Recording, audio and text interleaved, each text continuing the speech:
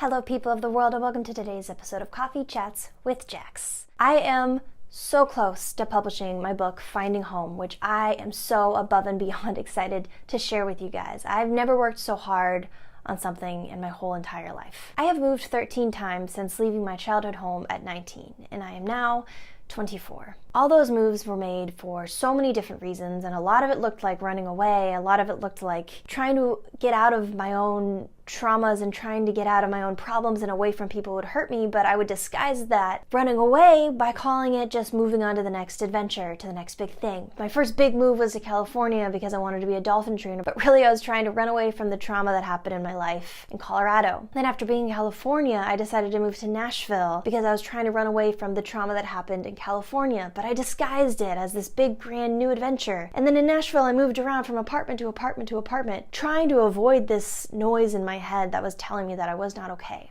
And at the end of me living in Nashville, I went on tour. At the end of this tour, I got offered a job to move to Boston, and I said yes because my life in Nashville was too painful to come back to. And in Boston, I moved 5 times. Place to place to place, and throughout all this time, I was in these conversations about what home means. What does belonging mean? When you're a kid, which is not every situation, I'm well aware, but the kind of typical American dream situation growing up is you have a home that you go back to and it tells you who you are. That's where your identity comes from, that's where your sanctuary is. But when you leave that, you kind of get thrown into the chaos of adulthood. You get faced with all these transitions and all these options really in life that will tell you that if you achieve this one thing, you will find your belonging. And with your belonging, you'll find your sense of home. Because you see, I've talked to a lot of different people about what the concept of home really means, and I've gotten a lot of different answers, from love to people to family to a city to a job, all these different things. And what I realized while writing my book is that my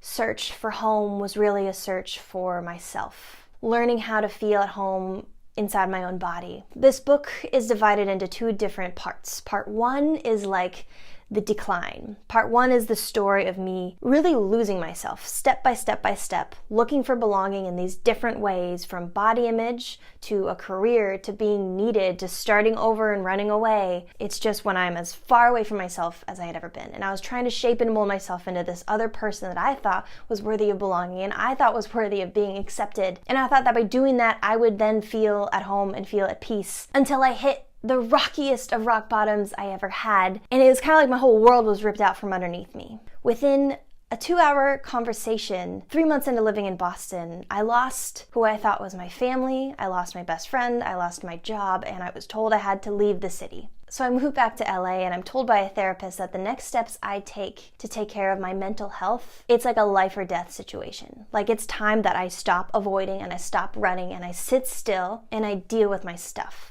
And so step by step by step last year, I started to learn how to put my own shoes back on, how to be who I am and love who I am. And it was a hard journey. It was painful and uncomfortable and awkward. But I learned who I was in the middle of it. I learned how to love my body, how to not hate who I look at in the mirror. And I learned that that's a lot about what home means. Being okay with who I am, being okay with the fact that I'm allowed to have opinions, and even if I'm not needed somewhere doing something practical, I'm still wanted and loved and celebrated. Knowing that I don't have to be perfect. And that's part 2 of my book, is the post-Boston. That's me learning how to put myself back together again. And so I'm so excited to share this book with you. I think that we all look for belonging in some kind of way, and it's a messy journey. Growing up is hard. It's a bumpy road, and we need each other in it, and I think a lot of the time it's our responsibility to remind each other what home really means. I'm not here to try to teach anybody anything. All I have are my experiences and my story to offer, but I believe that that is enough. I believe that that is worth sharing. Part of the reason I'm writing this book is because I hope that maybe someone out there can see themselves in my story and feel a little bit less alone, a little bit less isolated, a little bit less crazy. We all want to belong somewhere. I think that's what people look for so hard in art and music and film, is to just see themselves in it. And as a writer, maybe that's part of my responsibility to do that. Just know that if you do decide to read my book, it's going to be really vulnerable and messy and awkward.